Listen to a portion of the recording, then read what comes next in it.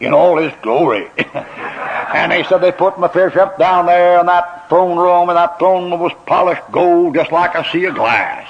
And they put Mephibosheth down there, and he cowered in that pillow with his face to the ground and said, they're going to kill me, they're going to kill me. And about that time, King David came down from the throne. And he said he walked up that poor cripple and stopped in front of that pillar, and those 2 feet stopped right in front of that pillar.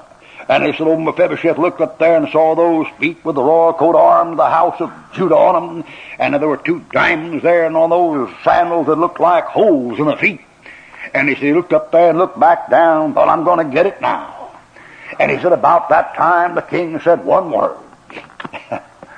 He said, you know what he said? He said, Mephibosheth. And he said, bless God, when I get up there and King Jesus comes down and says, Harold Seidler, he said, don't you hold me down, I'm going to shout all over God's heaven. And then he said, I think I'll shout right now. And he got him that pulpit and went, oh man, like it took the roof off that building. And he said, and King David said, you know something, you got to always sit at my table and eat as one of the king's sons. You think that's all that grace does? Listen, he said, take all that land belonged to Saul and give it to Mephibosheth. You think grace is through yet? He said, Ziba, you till that land and give the stuff to Mephibosheth. You don't have to work no more. And he said, that night, he said, Mephibosheth lay up there on satin and lace, and lay up there in linen sheets in the palace, with a embroidered work around that bed, lying on that bed, and outside the fountains there were splashing all night long, and early in the morning the birds were singing, and all night long the servants of David went by the door and knocked on the door and said, can I get you anything, Mephibosheth?